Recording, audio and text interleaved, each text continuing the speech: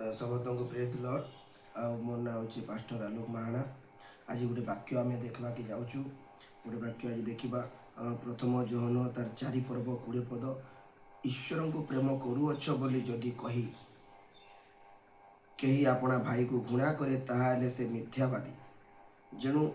जो भाई को से देखी अच्छी जदि ताहाको कहीं प्रेम न करे ताहले जो ईश्वर को से देखी नहीं ताहाको कि प्रकार प्रेम करि पारे। देखो कहबार अर्थ ए जगार आज जदि बहुत लोक अच्छा जो मैंने कहते मु ईश्वर को बहुत प्रेम करे किंतु तांकर निजर भाई को से माने घृणा करुछंती। भाई बोले एटा विजाति लोक विषय कहू नहीं, एटा केवल ख्रीष्ट रे जो माने भाई भौणी तांकर विषय कहा जाउछि। एटा अन्य जातिर लोक को से जड़े मूर्ति पूजा करुथबो ताको भाई बोली समादर करबा विषय बाइबल कहू नहीं।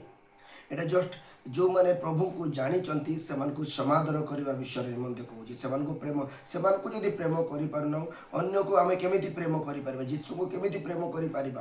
तो ये मिथ्यावादी कह जानी मिथ्यावादी पिता शैतान बोली जोहन पुस्तक लिखा जाए। जो माने मिथ्यावादी पिता शैतान आ मिथ्यावादी पिता जदि शैतान तो शैतान बेले आपण कौन भावुं शैतान बेले आप भावुं गोटे भूत लगी जड़े व्यक्ति को जड़े व्यक्ति चिल्लेब आवाज कर ना शैतान अर्थ हो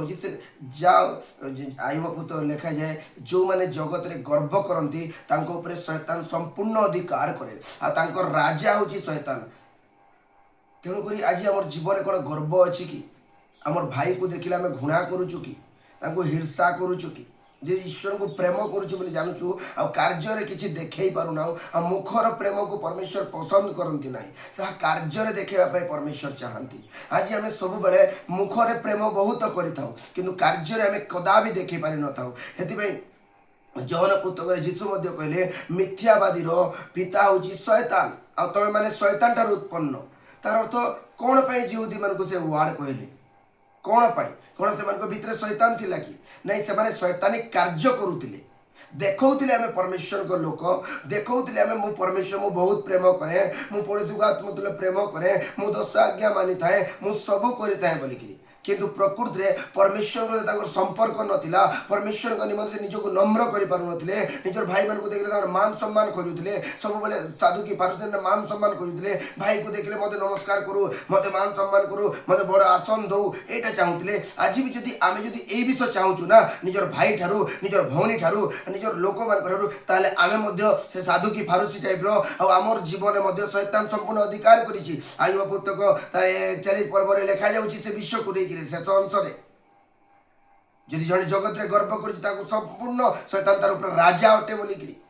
तो आज आम केमी प्रेम करुचु ईश्वर को प्रकृति में जाचु कि ईश्वर को जाना चेष्टा करुचु कि ईश्वर को गोटे समय बिता चेष्टा करुचु जदि ईश्वर को जाना चेष्टा करुचु आम भाई को कौन घृणा करुचु आज मंडली सेवा कार्य कौन बाधा आसूची आज मंडली जो गोटे व्यक्ति गोटे गोटे गछ गोटे व्यक्ति गोटे खेत गछ रोपण कला आ गोटे डिम्बुरी गछ से भितर बाहर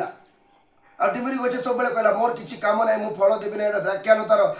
काम द्राक्षालता क्षेत्र में बरची आ तार मने मने जहाँ चाहिए ताहा कला परमेश्वर कहले काटी पकाओ मालिक को जाओ 3 वर्ष परमेश्वर काटिबार समय आसीगला मो प्रिय माने जदि आपण बदलिबे नै ना परमेश्वर काटिबार समय आसिलानी आपण को मशा एलियो जे भी जिरिमा पुस्तक लिखा जाए आपण को जे भी प्रार्थना करबा मु सुनिबे नै ताको दंड देवार समय आसीगला बोली कहउचंती।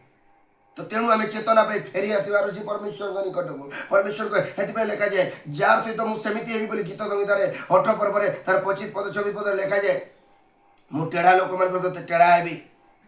परमेश्वर कहते जदि परमेश्वर भवन को जदि आप भांगे चाहते परमेश्वर मंडली विरुद्ध में जाऊँच मंडली को जदि आप विनष्ट करने चाहते मंडली सेवा कार्य को जदि आप विनष्ट करेंगे आप भितर शैतान अच्छी तेणु मंडली विरोध में जातु ना मंडली लोक मान विरोध में जातु ना आप परमेश्वर को जानते परमेश्वर का निमंत्रण निजक प्रस्तुत करूँ आ निजक समर्पण करूँ कारण जदि जन प्रेम करे ईश्वर को प्रेम करे ताले ईश्वर को संपूर्ण आज्ञा माने थाए से निजक नम्र करें परमेश्वर को आज्ञा निमंते अन्य को स्नेह करता है प्रेम करता है जदि जो भाई को आम जो भौणी को आम देखुचु प्रेम कर पारुना ताले ईश्वर को जब प्रेम करुचु बोले आम मिथ्यावादी मिथ्यावादी बोले आम भीतर शैतान पूरा 100% अच्छी शैतान हमको अधिकार करी आम गर्व करुचु आम बहुत जाचु बोलिकी से धार्मिक व्यक्तिर परमेश्वर प्रार्थना शुणिले ना जे व्यक्ति निजक पापी बोली कहला निजक नम्र कला तार प्रार्थना शुणागला तेणु आज आम जीवन को आम बदलाऊ परमेश्वर आमको आशीर्वाद करेंगे। तेणु आम केमी प्रेम करुचु ईश्वर को निरीक्षण करूँ कार्य देखु जगत रे ना खाली ईश्वर को प्रेम करुचु कहूँ जदि ईश्वर को प्रेम करुचु परिवर्तन हो जाऊ कार्य रे देखई दो।